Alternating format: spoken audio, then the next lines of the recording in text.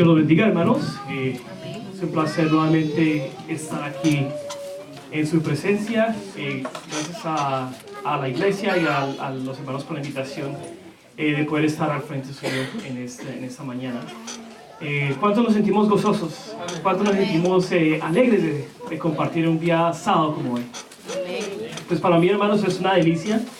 Esta semana tengo el privilegio de tener acá a mi hermano. Él viene de Colombia, de paso. Es el más joven de la familia. Y algo que me llamó la atención es que, bueno, él vino de vacaciones, pero en realidad estuvo trabajando. Ha estado trabajando las últimas 2 semanas. Y algo que me llamó la atención fue lo que él dijo, que ahora sí entiende el significado del sábado, porque ya le toca trabajar. Entonces llega el viernes y claro, está muy rendido. Pero bueno, Dios nos enseña lecciones, obviamente que a través del trabajo podemos también aprender, ¿no? Es muy bueno para el carácter. Los invito, hermanos, para que tengamos una breve oración antes de abrir la palabra del Señor. En esta mañana, Señor, nuevamente nos dirigimos a ti para implorar de que tú puedas hablarnos a nuestros corazones, a nuestros oídos, y tu palabra, Señor, imparta vida de vida, y que cuando tú vengas, Señor, este mensaje, estas palabras, podamos entender el significado de ellas. Lo pedimos en nombre de Jesús. Amén. Bien, hermanos, en esta mañana, como base, vamos a estar viendo los capítulos 16 y 17 de Primera de Reyes, que habla específicamente acerca de un profeta, ¿verdad? De un rey, y bueno, y las travesías del profeta Elías. En Primera de Reyes, el capítulo 16:30, encontramos un versículo muy importante.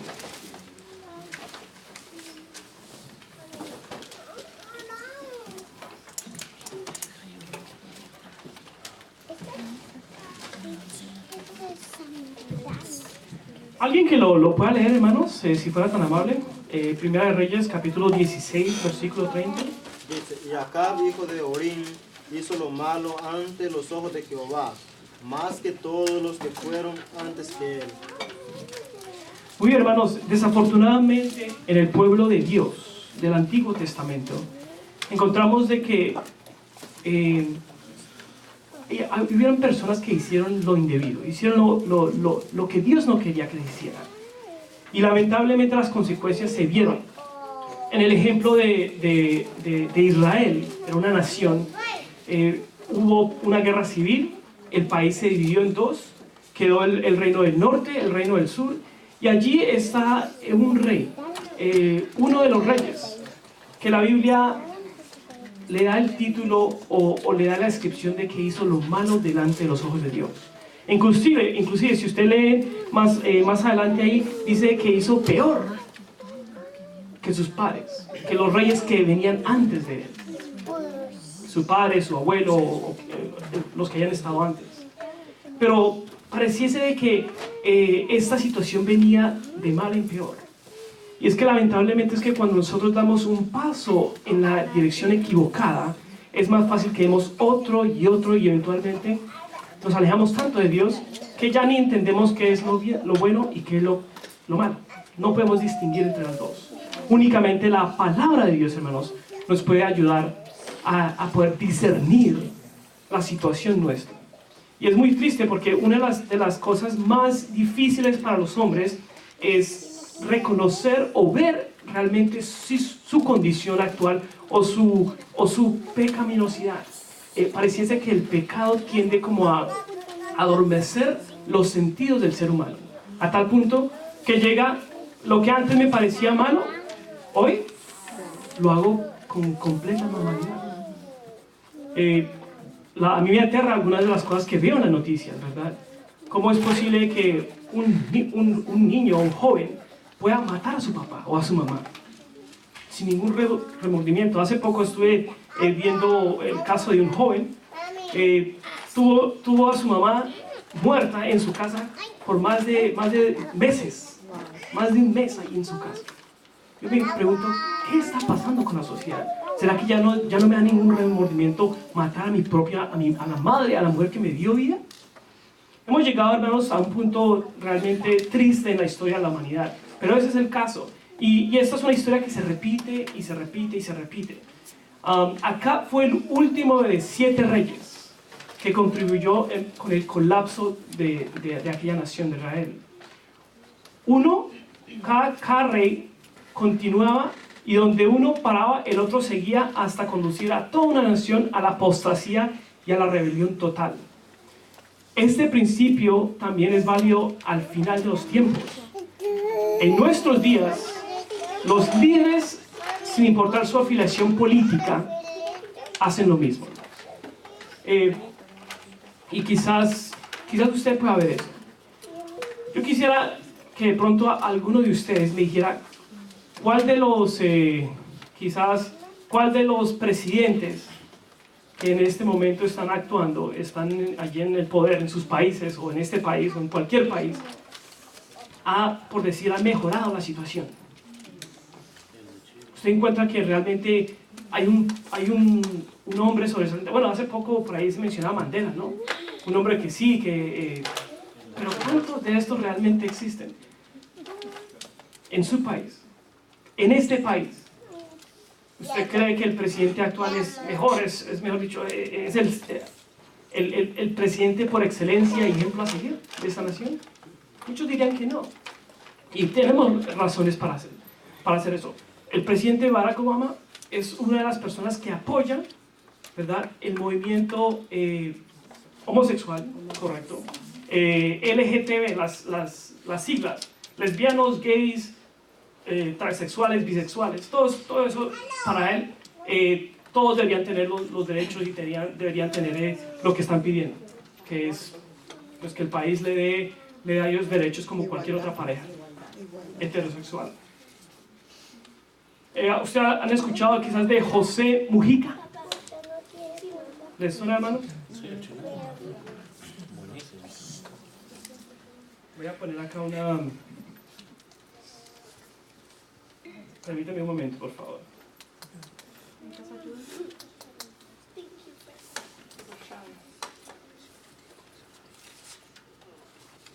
A ver si lo podemos poner acá en la pantalla.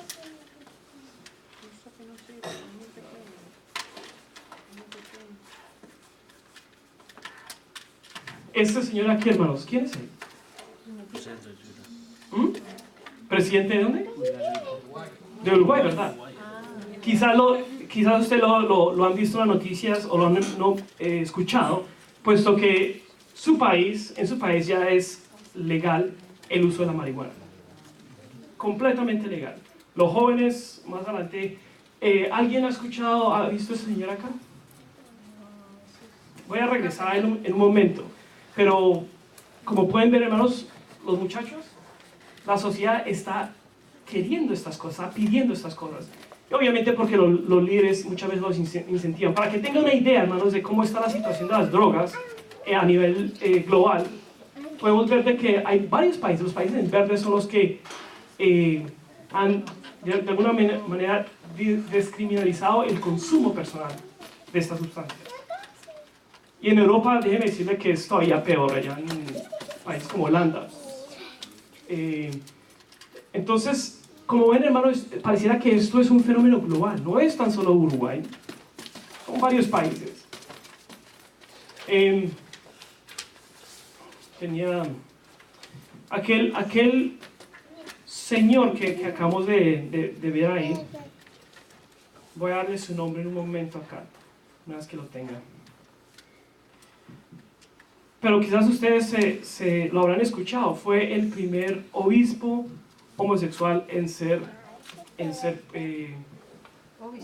ordenado, es la palabra correcta, en la iglesia episcopal. Sabemos, hermanos, de que esto es un fenómeno que está arrastrando a diestra y siniestra.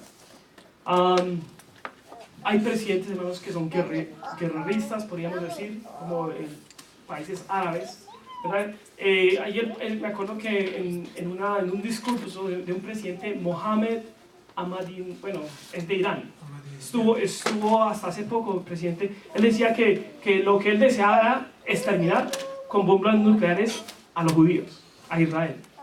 Eso es lo que él deseaba y por eso hay tanta tensión allá en este lugar. Bueno, pareciera que la mente de esta gente como que ha llegado a un punto que uno ni siquiera entiende qué realmente es lo que está motivando a tanto odio, a llevar a estos extremos. Y las iglesias, hermanos, no se quedan atrás. Como vimos allí, el clérigo o el obispo, Vicky Robinson, es su nombre, ordenado por una iglesia. ¿Qué ejemplo puede, o sea, si supuestamente las iglesias son los que realmente mantienen los valores de una sociedad, los valores morales, ¿qué podemos esperar si está la iglesia de la sociedad? De las personas que realmente no entienden de estas cosas. De hecho, hermanos, mientras la nación se vuelve más liberal y decide seguir un curso impío, líderes de la iglesia parecen también dar pasos hacia atrás. Es como si las iglesias están leudadas por la mundanidad de la sociedad que son sus miembros. ¿Usted cree que es así, hermanos? ¿Será eso posible? ¿Será que la iglesia misma ya no hay línea que diferencie entre la iglesia y la gente de afuera? ¿A ese punto hemos llegado? Vamos a ir allí a los versículos en el libro de Judas, el capítulo, los versículos 14 y 16. Judas solamente tiene un capítulo.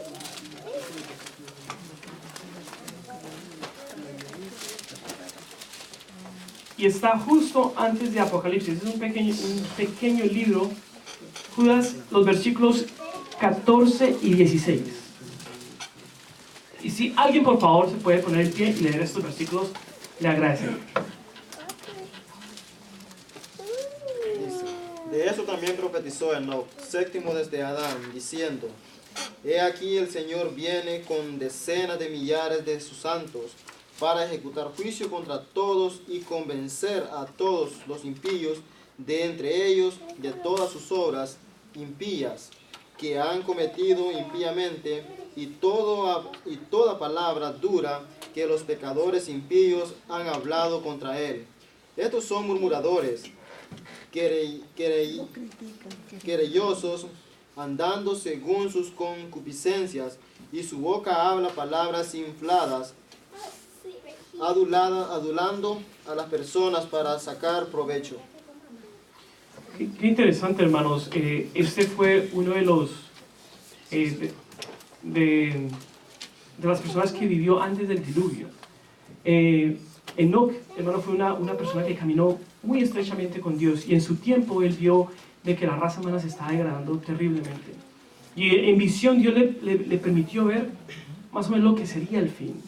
Y ahí dice, he aquí que Dios viene a hacer qué cosa, hermanos. Dios viene a hacer juicio. Puesto que la mente y los designios del hombre son continuamente hacia el mal, Dios tendrá que ponerle un fin a todo el pecado que se vive en este mundo. La carrera hacia el fin se está acelerando, al igual que lo hizo en el momento de Acab. Por ejemplo, cada vez más países están adoptando leyes que permiten, como vimos en los matrimonios entre el mismo sexo. Ese asunto está llegando a un punto de inflexión en el que es casi imposible para ellos poder resistir la presión para comprometer y colocar a la nación en peligro de Dios. Pero las naciones también están trabajando para legalizar las drogas en la calle, que se han vuelto frecuentes entre la sociedad. Dígame una sociedad que no esté envuelta en esto. Yo sé que en China el gobierno permite una persona que intente introducir drogas al país, le pueden dar o cadena perpetua o si no muerte capital. Es una de las dos opciones. Pero aún allí, hermanos, se ve bastante el consumo de estas sustancias. Es una presión que está ejerciendo la sociedad. Estos líderes tratan de legalizar el juego, la prostitución y todo tipo de planes para desfigurar la imagen de Dios en el hombre. Crimen y el asesinato están en todas partes. Y hermano, me sorprende cuando leo de los terribles crímenes cometidos por estas personas. Allí en Amós, en el capítulo 8, el versículo 11, hay un versículo, Amós, el capítulo 8, el versículo 11. Dice lo siguiente: He aquí que vienen días, dice el Señor Jehová, en los cuales enviaré hambre a la tierra. ¿No hambre de qué, hermanos? ¿De pan? ¿Ni sed de agua? Sino oír qué cosa, hermanos. La palabra de Dios. En el caso, en los tiempos de Acab, hermanos, debido a la ausencia de la palabra de Dios, Dios permitió que viniera una hambruna, una sequía, como no lo hubo quizás en otro tiempo. No llovía, ¿verdad? No caía agua. ¿Y qué empezó a suceder en este país? Empezó obviamente la hierba se secó, los animales empezaron a enfermarse, las personas también comenzaron a enfermarse, no encontraron comida, y esto llegó a una situación tan desesperada de que el rey mandó buscar a aquel profeta que Dios había utilizado para llevar el mensaje. Y si vamos de regreso allí a Reyes, el capítulo 17, y el versículo 1 en adelante, encontramos la historia de este profeta. Entonces, Primera Reyes, el capítulo 17, estamos regresando a nuestra lectura bíblica, al capítulo 17. Dice allí: entonces Elías Tisbita, que era de los moradores de Galaad, dijo a Acab: vive Jehová Dios de Israel, en cuya presencia estoy, que no habrá lluvia ni rocío en estos años, sino por mi palabra.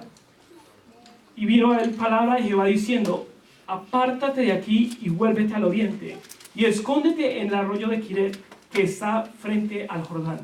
Obviamente, después de haberse presentado ante el rey, de haberle dado esas noticias de que no iba a llover, tuvo que esconderse. Porque el hambre y la desesperación y la violencia que genera una situación de estas es increíble. Yo no sé si ustedes han visto, quizás especialmente se ve en los países de África o del norte de África, ¿no? Que allá escasea la comida, una cosa increíble. El país de Etiopía es uno de los países que más ha sufrido hambruna. Hasta hace poco, en el 2000, entre el 2010 y el 2012, dicen que el agua escaseó, hermanos.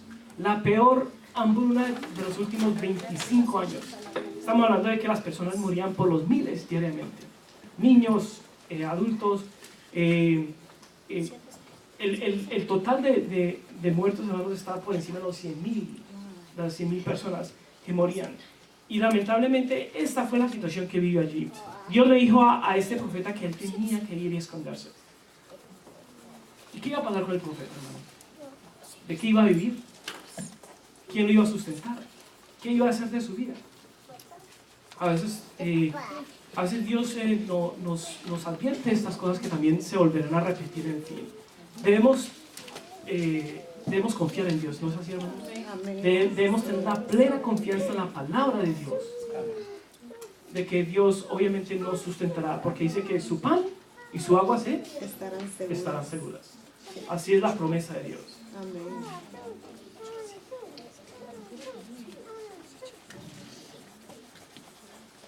Hermanos, tengan en cuenta que en los últimos días habrá el mismo problema que Elías se enfrentó en su vida. La rebelión de los reyes de Israel, especialmente Acab y Jezabel, que era su esposa, entristeció el Espíritu de Dios. Esto dejó a la nación en tiempo de hambre espiritual y abrió la puerta a toda clase de pecado. Dios trajo el hambre de pan y agua como una ilustración de la escasez espiritual de la palabra de Dios. En la medida, hermanos, de que el pecado abunde en esta tierra, también vamos a ver estos efectos. Quizás ustedes escucharon hace poco en las noticias, ¿verdad? Las Filipinas. Yo no estoy diciendo de que las Filipinas sea un país muy pecaminoso, pero a raíz de la contaminación del pecado en la tierra en general, obviamente que ciertos sectores están viendo afectados, incluyendo este país. Y con más razón este país se va a ver afectado. Hasta hace poco fue el peor desastre natural, ¿verdad?, que ese país haya sufrido. Estamos hablando de allá le llaman tifones en esa parte del mundo. Es un huracán prácticamente. El tamaño y la magnitud que prácticamente arrasó con todo el país. Y esto obviamente que se verá con más intensidad y con más frecuencia en la medida que el hombre olvide y deja a un lado los preceptos de Dios divino. Acab, hermanos, y Jezabel, los dirigentes de Israel, eran personas muy liberales y querían todo lo que Dios había prohibido. Ellos hicieron todo lo posible para evitar que la gente cumpliera las obligaciones con Dios, incluyendo la persecución de los trabajadores de la Biblia, y eso lo podemos ver allí en la Primera de Reyes, en el capítulo 18, cuando tenga un poco más de tiempo, hermanos, lo pueda leer. Mataron a los profetas a diestra y siniestra, corría su sangre por las calles. Especialmente Jezabel, que se enfureció, como que cogió un odio especialmente por los profetas de Dios, puesto que ella quería que los profetas de Balaán y los templos de Balaán fueran los que estuvieran en toda esquina allí en este país. Establecieron un sistema de espionaje para encontrar y ejecutar por su supuesta traición a la patria. Las cosas se pusieron tan mal que estos profetas del Señor tuvieron que esconderse en una cueva. Cuando tengamos un tiempo, hermanos, no tengo obviamente el tiempo de leer todos estos versículos, pero allí Abías, que era uno de los que servían en el gobierno de Acab, fue una persona que escondió 400 profetas y le tocó meterlos en una cueva para que esta reina no los encontrara y los matara. Y más adelante podemos ver pues que Dios tiene obviamente personas en todo lugar y utiliza cualquier persona. Llegó un tiempo, era tanta la persecución de que el profeta Elías llegó a pensar de que él era el único que estaba vivo de los profetas. Claro, él estuvo fuera del país y él pensó que todo el mundo, y como estaban matando a todos los profetas, pensó que él era el único que había quedado. Pero gracias a Dios, porque él tiene una persona allí en el gobierno que ayudó a que no todos murieran. Hermanos, esta historia se ha repetido una y otra vez. Y quizás ustedes se acuerdan de Juan el Bautista. En cierta manera, él fue como un segundo Elías. Cambiando un poquito de tema, el profeta Juan el Bautista tenía como visión, obviamente, dar un mensaje especial a un país, al pueblo judío, que después de un tiempo de persecución, después de un tiempo de estar esclavos, habían sido dominados por otro reino, y de haber de alguna manera humillado, haber aceptado a Dios nuevamente, se estaban poco a poco y paulatinamente alejando de Dios. Y cuando llegó el tiempo de que Jesús venía a este mundo, obviamente que había tinieblas, había oscuridad dentro del pueblo judío. A pesar de que ellos decían de que amaban a Dios, a pesar de que decían de que le obedecían y que habían puesto un montón de reglas y decían de que era el pueblo escogido, se estaban alejando, como que estaban enfriando su corazón y habían prácticamente impuesto un montón de leyes que ellos creían que los hacían justos. Otro extremo, hermanos. Allí en Acab, los tiempos de Acab, era un pueblo liberal que se había prácticamente dejado llevar por la idolatría y la apostasía. En los tiempos de los judíos se habían creído tan buenos ellos mismos por lo que hacían, de que consideraban de que nadie más podía darles algo nuevo o que ellos ya merecían la salvación. Habían pasado de un extremo al otro. Y lamentablemente, hermanos, eso es algo que se ve aún dentro de nuestra misma iglesia. Satanás no le interesa en qué extremo usted esté. O que ya sea que usted sea un liberal, que no le interese lo que haga, o ya sea que se crea tan bueno por lo que hace, que usted cree que merece la salvación. Y la salvación, hermanos, es un don de Dios. La salvación no es algo que yo pueda hacer para merecerla. Es algo que Dios me da gratuitamente en la manera de que yo acepto a Cristo como mi Salvador. Y en la manera que yo, por amor a Él, obedezco sus mandamientos. Y en la medida que Él me permite crecer en mi vida espiritual y compartiéndolo con otros, es como Dios permite que mi vida, obviamente, esté en sintonía con el cielo. ¿Quién es el tercer Elías, hermanos? ¿Será que hay un tercer Elías? ¿Será que en nuestro tiempo puede haber un tercer Elías? Vamos allá a Apocalipsis, el capítulo 3 y el versículo 14.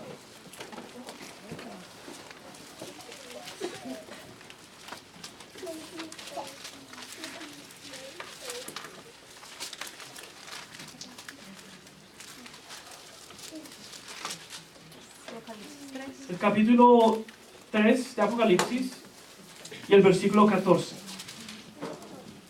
Dice, y escribe al ángel de la iglesia en Laodicea.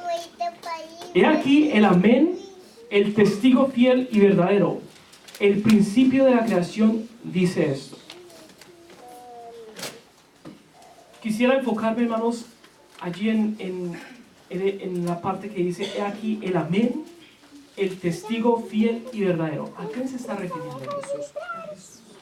Claro que claro que está refiriendo a Jesús. El primer Elías, hermanos, tuvo la tarea de hacer frente a la apostasía casi universal allí en Israel y la restauración de la verdadera adoración de Dios en la tierra. El segundo Elías, que fue Juan el Bautista, como lo decíamos, preparó el camino para la primera venida ¿de quién? De Jesús. Por un mensaje de reavivamiento y reforma en medio de la apostasía que prevalecía. El tercer Elías, hermanos, tiene el mismo trabajo de los dos anteriores. Ellos tienen tanto la responsabilidad de hacer frente a la apostasía y de restaurar la verdadera adoración de Dios en las naciones. Ellos son los que van a defender el día de reposo a la luz, ¿verdad?, que la Biblia misma nos expone. El santo sábado del séptimo día ha sido pisoteado en el polvo de la mayoría de la gente. La ley de Dios no significa mucho para ellos. Obviamente por eso vemos que matan a siniestra, obviamente vemos de que no respetan a Dios ni las leyes mismas establecidas por los hombres. Sin embargo, fue la meditación del rey David durante todo el día. ¿Qué decía David acerca de la ley de Dios? Decía, es mi meditación de día y de noche. Eso lo encontramos en Salmos 119. Hermanos, el amor de Elías por la ley de Dios lo llevó bajo la unción del Espíritu Santo, moviéndose sobre su personalidad y carácter para hacer cosas que nadie estaba dispuesto a hacer. ¿Usted se imagina, hermanos, que Dios le invite a usted a que vaya y se presente delante de un rey que no quiere saber lo que usted quiere decir? Inclusive que si usted se presenta delante de ese rey va a perder su cabeza. ¿Usted cree cuántos de los que estamos aquí seríamos los primeros en levantar la mano para decir, sí, por favor, mándeme aquí al rey? Difícilmente, hermanos. Eso es una tarea que nadie quería hacer, lamentablemente. Pero déjeme decirle, ¿usted cree que Elías se quejaba? ¿Se quejaba porque estaba solo? Le tocó ir, no tan solo le tocó ir delante de un rey y decirle lo que Dios le había dicho que le dijera, pero también le tocó, ¿qué cosa? Irse a un ¿qué? A un arroyo con todos sus amigos, ¿verdad? Y tenía iPad y computador y todos los entretenimientos para pasar su tiempo. Claro que no, hermanos. ¿Qué hacía esta persona, este profeta, allí solo en un arroyo? Esperando que los pajaritos le trajeran hamburguesas. bueno, pan y carne. ¿Qué hacemos con nuestro tiempo, hermanos, cuando estamos solos? Nos quejamos porque no tenemos entretenimiento. Están aburridos las cosas. Aquel profeta, hermanos, tenía una comunión especial con Dios. Él aprovechaba su tiempo para estudiar la palabra de Dios, para entender los propósitos de Él. Dedicar tiempo también para la oración. Dedicar tiempo para quizás orar por su familia, por sus vecinos, por el rey, por las personas que están alrededor de Él. ¿Qué hacemos nosotros con nuestro tiempo? Hace una semana atrás estudiamos, la mayoría de personas con su tiempo libre hacen lo siguiente: dedican aproximadamente 33 horas al televisor. Yo creo que los jóvenes quizás un poquito más. O simplemente se conectan al computador o a algún aparato electrónico, y a veces es tanto la ansiedad que esto crea en los jóvenes o en las personas que no pueden vivir sin él. Ya han clasificado ciertos síndromes o ciertos problemas psicológicos por el uso de estos aparatos. No pueden vivir sin él.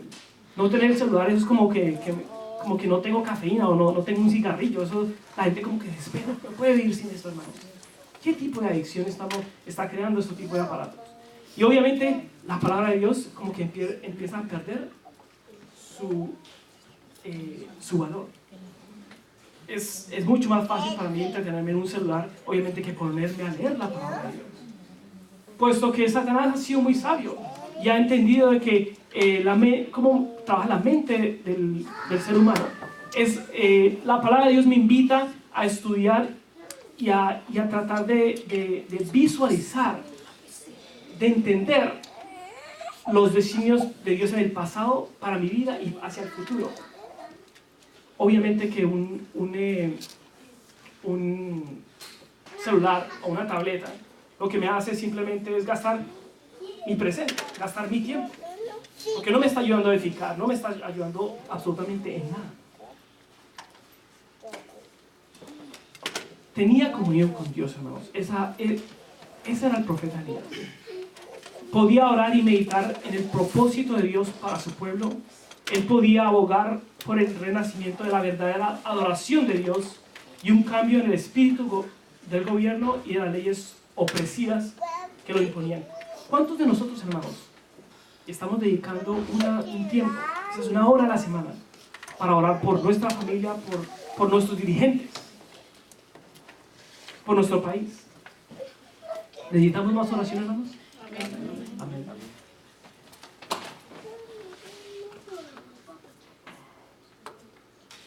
Interesante también la dieta. Miren que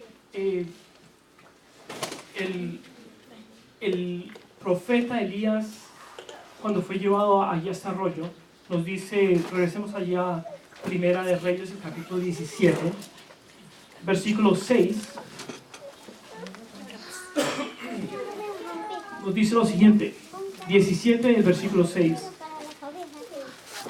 Y los cuervos le traían pan y carne por la mañana, y pan y carne por la tarde, y bebía del arroyo. Pero pasados algunos días se secó el arroyo porque no había llovido sobre la tierra. Hermanos, ¿saben qué? Quizás en este momento, quizás en esta época de abundancia, ¿verdad? En este país que todavía se puede ver, sí, podemos comer de todo. Allá está el pollo, está la carne, están los manjares y eso. Pero mire, noten algo interesante. En la medida de que se iba como que iba pasando el tiempo y la situación empeoraba, ¿qué pasó con la carne y los huevos y los guisos y las pupudas y todas esas cosas? Como que empezaron a desaparecer, ¿no? Ya no había tanta comida, ¿no? Si leemos más adelante, vamos a encontrar de que Dios le dijo en el versículo 9, Primera Reyes, vamos a seguir con el versículo 9, dice: levántate y vete a Sarepta de Sidón y mora allí. He aquí yo he dado orden allí a una mujer viuda que te sustente. ¿Cuál era el sustento de Elías, hermano?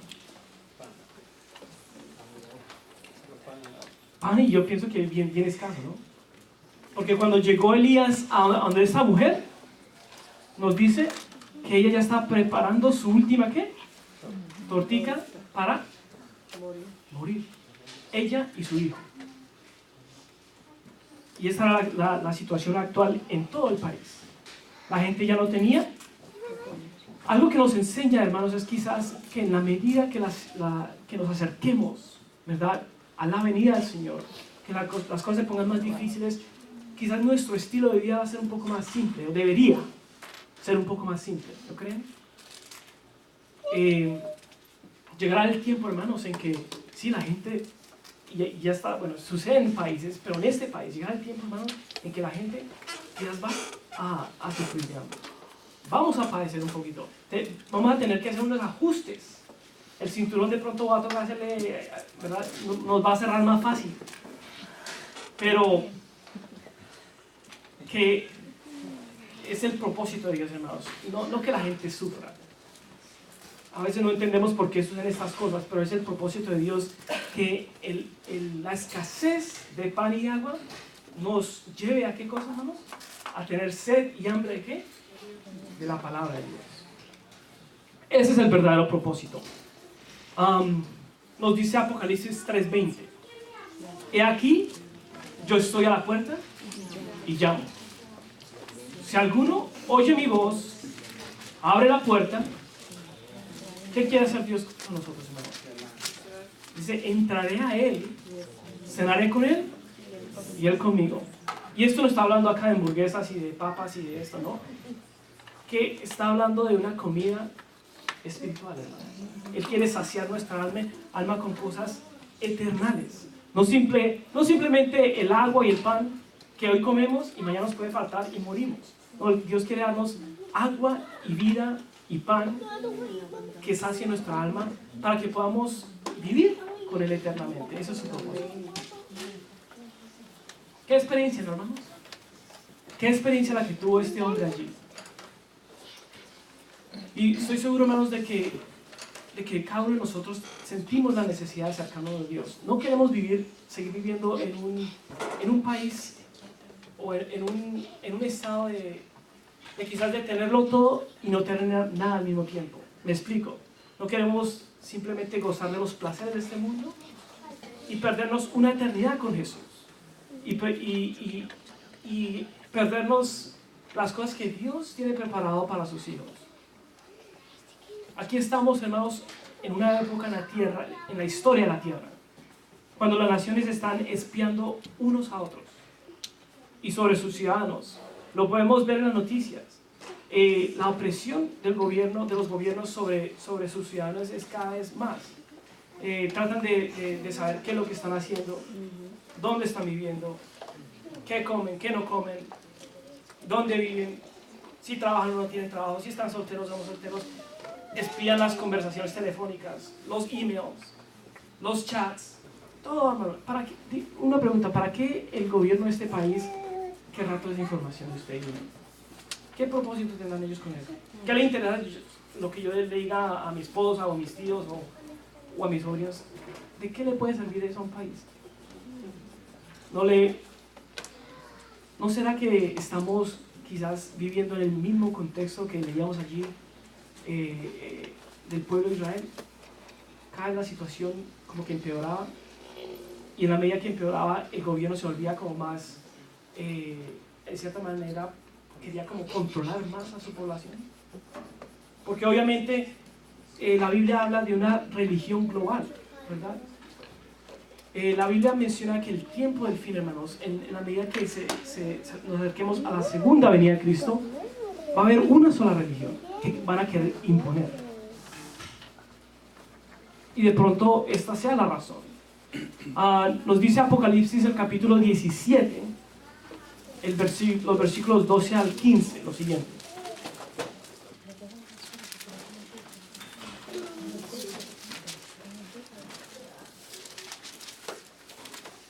Apocalipsis, el capítulo 17, los versículos 12 al 15. Dice, y los 10 cuernos que has visto son 10 reyes que que aún no han recibido reino, pero por una hora recibirán autoridad como reyes juntamente con la bestia. Esos tienen un mismo propósito y entregarán su poder y su ¿qué? Autoridad, hermanos, a la bestia. Pelearán contra el Cordero y el Cordero los vencerá. Porque el Señor de señores y Rey de reyes y los que están con él son llamados elegidos y fieles. En el contexto, hermanos, espiritual, hay una batalla entre el bien y el mal. Sabemos de que Cristo va a triunfar sobre los poderes del mal. Sabemos de que a pesar de la persecución, a pesar de la opresión, a pesar de todos los intentos que el mundo y los reyes de esta tierra quieran hacer por someter a los hijos de Dios, esto no sucederá, porque Cristo, cuando nosotros dependemos de nuestro Creador, del Rey de Reyes, de Cristo mismo, no tenemos nada que temer. Sus promesas son seguras. Él promete que el agua y el pan estará seguro. Él promete que Él cuidará. Él promete que todo el que venciere, ¿qué cosa, hermanos? Recibirá una corona. Obviamente que habrá una prueba de fe. Y yo le pregunto a ustedes, hermanos, si regresamos a Primera Reyes, el capítulo 17, ¿hubo alguna, en toda esta historia, hubo alguna prueba en especial que quizás le llame la atención, no tan solo para el profeta Elías, sino también para la mujer de Sarepta? ¿Qué le sucedió al hijo? ¿Se murió? Al hijo de Sarepta. Sí, miren lo interesante. Allí nos dice, hermanos, de que cuando llegó el hombre, cuando llegó el profeta, en el versículo 10,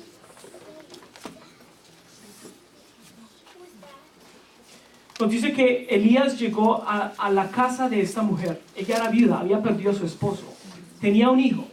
Tenían prácticamente lo último para comer, un poco de harina, un poco de aceite, y eso era todo lo que podían. Él le dijo, hazme una tortica, una puso ahí, pequeña, para mí primero y después para tu esposa, para ti y para tu hijo. Y le dijo, y tener la seguridad de que Dios te va a bendecir esa harina, te va a bendecir ese aceite, no va a faltar. Y nos dice allí en el versículo 13, dijo, no tengas temor, veas como he dicho, pero hazme primero, bueno, lo que decía, ¿verdad? Hazme primero esta torta y después coman ustedes. Y no les va a faltar nada. Versículo 14, porque Dios Jehová, Dios de Israel, ha dicho, la harina de la tinaja no escaseará ni el aceite de la vasija disminuirá hasta el día en que Jehová haga llover sobre la faz de la tierra. Pero interesante que después de tantas bendiciones, a pesar de que los demás estaban muriendo alrededor, ella tenía siempre harina y siempre le salía aceite de su tinaja. Pero a pesar de todo esto, viene el niño, dice el versículo 17, después de esto, el niño, ¿qué le pasó? Se enfermó en la casa, dice, y la enfermedad fue tan grave que quedó sin aliento. Ahora, traten de explicarme eso, hermanos. ¿Cómo es posible que Dios bendice a esta familia y después el niño muere? Usted puede entender a veces no podemos entender los designios de Dios, pero ¿cómo usted puede explicar a veces de que se quedó sin trabajo? De que su mamá o su papá tiene una enfermedad tan grave que usted cree que van a sobrevivir, o que usted mismo está enfermo. Cuando nosotros somos fieles a Dios, cuando le seguimos de una manera incondicional, ¿cómo es posible que Dios permita estas cosas? ¿Habrá alguna explicación para todo esto? ¿Por qué hay tanta hambre y miseria en este mundo? Si Dios es el dueño de todo, Él lo puede hacer, lo puede dar, solamente tiene que hablar y las cosas se hacen. ¿Por qué es que Dios permite estas cosas, hermanos? Quizás sea porque necesita probar nuestra fe. Como decía Job, ¿no? ¿Será que amaremos a Dios solamente en lo bueno y no cuando venga lo malo, cuando vengan pruebas? ¿Será que está probando nuestra fe en este momento? Claro que sí, hermanos. Tenemos que confiar en las promesas de Dios. esa es la clave, ese es el mensaje allí para aquella mujer. Había perdido a su hijo, pero no debía perder la esperanza. ¿Qué hizo Dios por esa mujer? ¿Le devolvió a su hijo? Claro que sí, hermanos. ¿Tiene Dios poder para resucitar inclusive a un muerto? Claro que sí. ¿Tiene Dios poder para resucitar a su hijo, a su abuelo, a su mamá? Claro que sí. Podemos atravesar por el dolor, y muchas veces el dolor es lo que Dios permite para que nosotros nos demos cuenta de que Él es el que está en control, Él es el que provee, Él es el que hace, y que mi esperanza y todo lo mío depende de Él, no de mí, no de lo que yo pueda hacer. Vamos, para concluir, debe decirnos que la experiencia que pasó a aquel profeta Elías es la misma experiencia que tú y yo vamos a pasar, y quizás hemos pasado. Y a la medida que las cosas se pongan peor, va a ser mucho más claro para nosotros de que esta es el camino que Dios escogió para los que Él ha elegido, los que Él ha llamado a servir. Es el deseo, hermanos, de que así como Dios dirigió a aquel profeta, ¿verdad?, a la casa de esta mujer, al arroyo, al ser perseguido, a la casa de esta mujer para hacer una bendición para ella y su hijo, y para toda una nación, nosotros igualmente podamos serlo en nuestro hogar, en nuestra casa, en nuestro vecindario, en nuestra iglesia. Y quisiera decirles, hermanos, Elías poco después de haber dejado el nombre de Dios en alto, allí hay un versículo el último versículo que quisiera leerles, el versículo 24. Después de que Elías ora al Señor, era un hombre de oración, hermanos, le pidió que resucitara a aquel niño. Dice que la mujer exclamó lo siguiente: ahora conozco que tú eres varón de Dios y que la palabra de Jehová es verdad en tu boca. Y qué lindo, hermanos, de que las demás personas pudieran decir lo mismo de ti y de mí. ¿No le gustaría que los demás alabaran el nombre de Dios por su experiencia con Dios? Ese es mi deseo. Poco después de esta situación, Elías fue trasladado al cielo, hermanos. ¿Y cuál es su esperanza y mi esperanza en este mundo? ¿No es que Cristo venga y nos pueda llevar a morar con Él? Bueno, hermanos, que el Señor hable a nuestros corazones y nos permita vivir la experiencia de Elías. Dios lo bendiga.